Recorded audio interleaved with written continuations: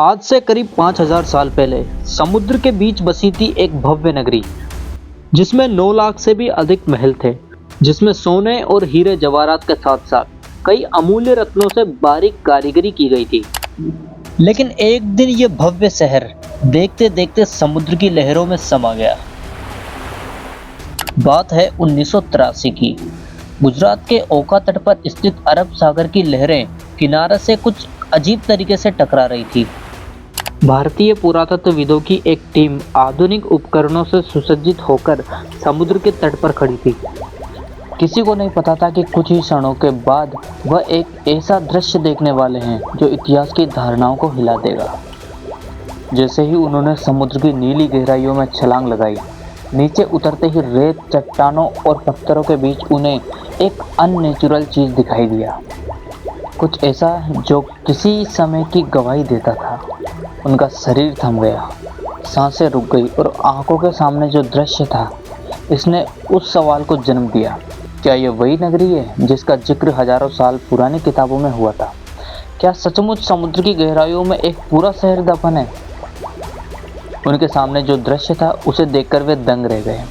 बड़ी बड़ी चट्टानें, ऊंची ऊंची दीवारें जिनमें भव्य कारीगरी की गई थी, मानो पानी के अंदर पूरा शहर बसा हो। यह कुछ और नहीं बल्कि यह श्री कृष्ण की द्वारिका नगरी थी।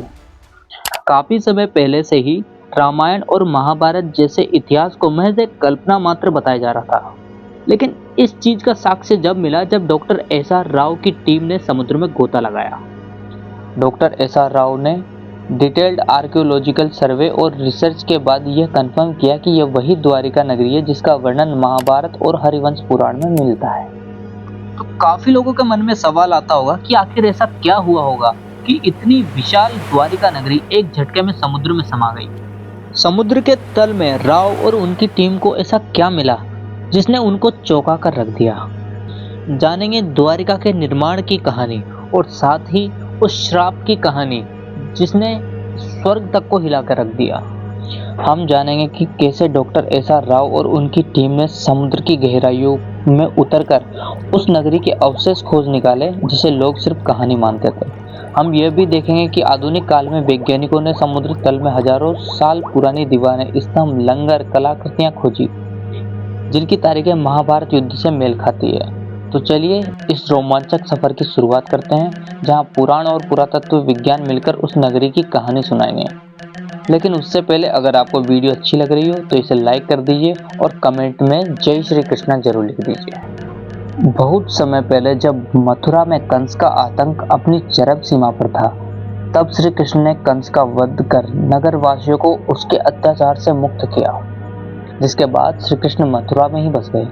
लेकिन कंस की मृत्यु से क्रोधित होकर कंस के ससुर जरासंध ने मथुरा पर 17 बार हमले किए।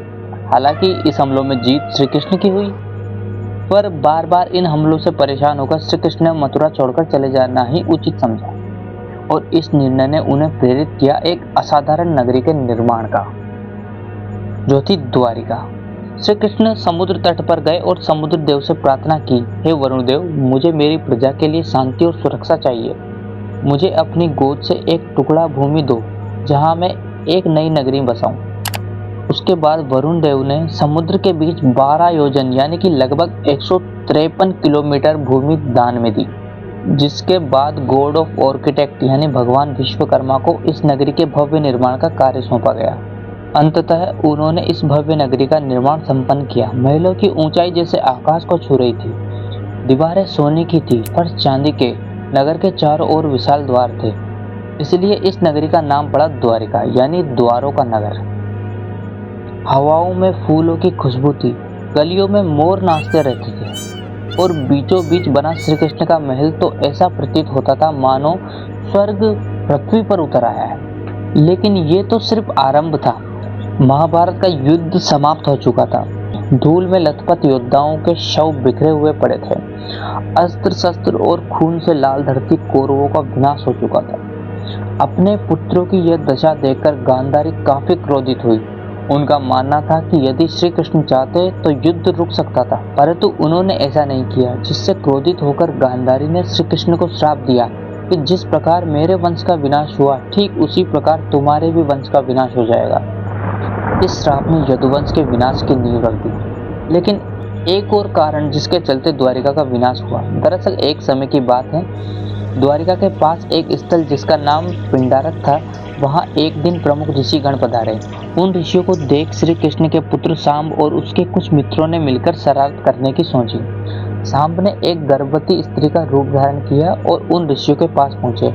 इस बात से अनजान कि वे ऋषि कोई साधारण साधु नहीं बल्कि त्रिकालदर्शी थे। अपना इस तरह अपमान होता देख मुनिगण गुस्सा हो गए और उन्होंने सांब को यह श्राप दिया कि तुम एक लोहे के मूसल को जन्म दोगे जो यदुवंश के विनाश का कारण बनेगा। सांब और उसके सभी साथी भयभीत हो उठे। उन्होंने माफी मांगी पर अब कुछ नहीं हो सकता।